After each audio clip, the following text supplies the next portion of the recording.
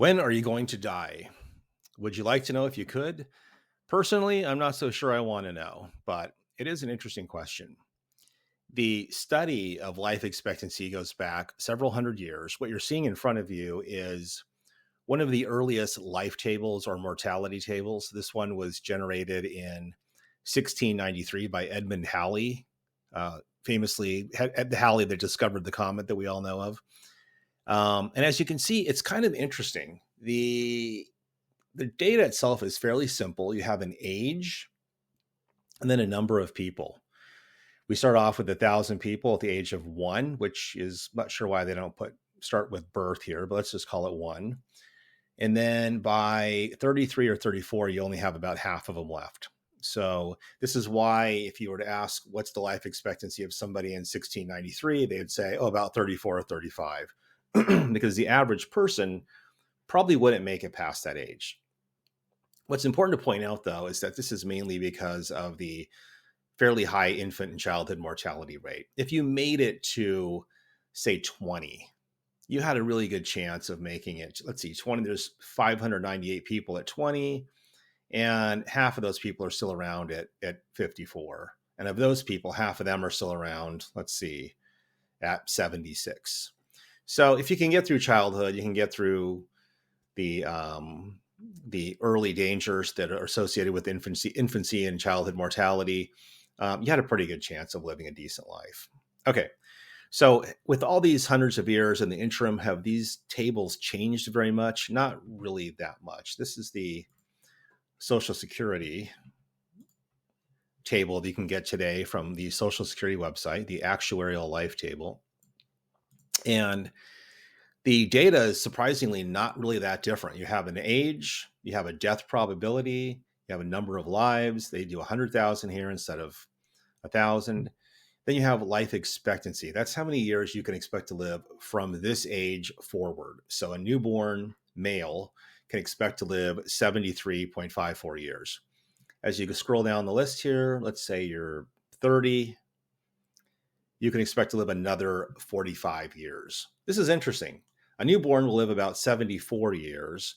A 30-year-old will live about 75 years. So from 0 to 30, your life expectancy doesn't really change a whole lot.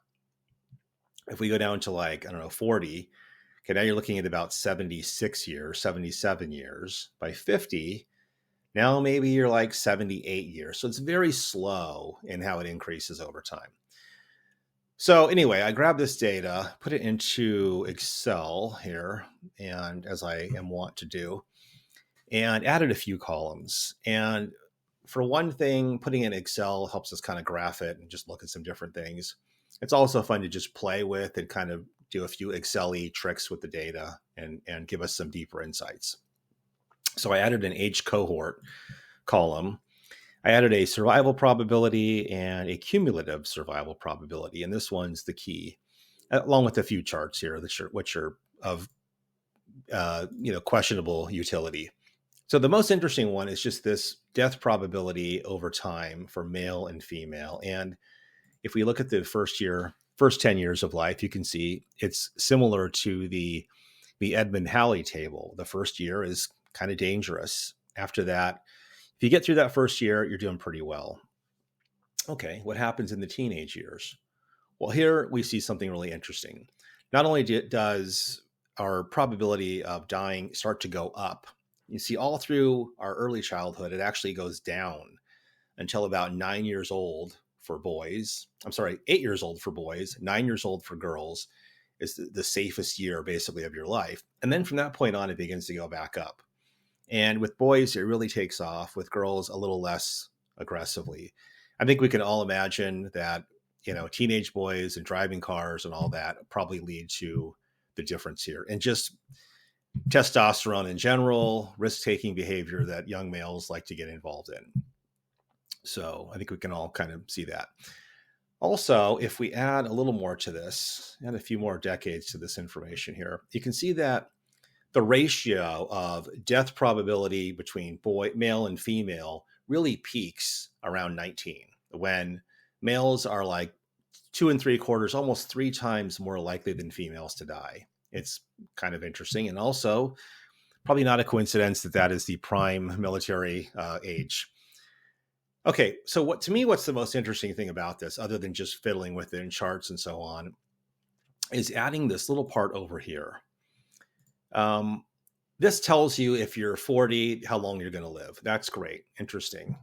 But what it doesn't tell you is, given any age, if I want to know what my probability is of living to some other age, some arbitrary age, what's the probability that I'll make it, right? So for example, if I'm 50 and I want to know what's the probability that I'll make it to 60, right? So in this case, it's 90.78%. So that can help me make decisions about things like, for example, let's say you're 62 and you want to, you're questioning whether you should wait till 70 to file for Social Security because you know that if you live to 78, it will make sense to wait until 70 to file for Social Security. But if you don't make it to 78, then it doesn't make sense. So you can put a number in here, 62 and 78, and see that if you are average male, you'll probably have about a 63% chance of making it to 78. So the odds are in your favor. They're not overwhelmingly in your favor, but they are in your favor. And I find this little section kind of fascinating. Any particular age to any other age, like for example, 20 to 30, okay, 98%. I don't think in my 20s I lost a lot of sleep about my mortality or anything like that. Let's see, about 30 to 40, 97%, still pretty good. I don't know a ton of 30-year-olds that just keel over. It happens, but it's rare.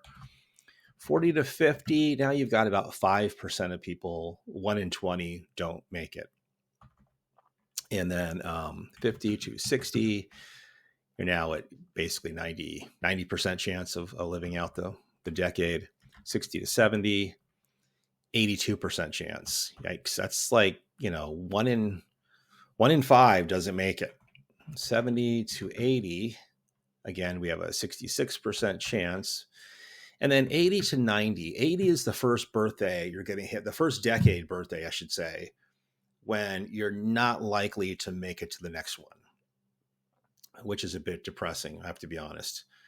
I would look at this like, if you are at that part of your life, if you're so fortunate that you live to be 80 years old, I think you have to think in shorter time frames. I'd be thinking, okay, I'm 80. I may not be statistically likely to be here. I might be. I mean, you've got almost a 1/3 chance that you'll make it.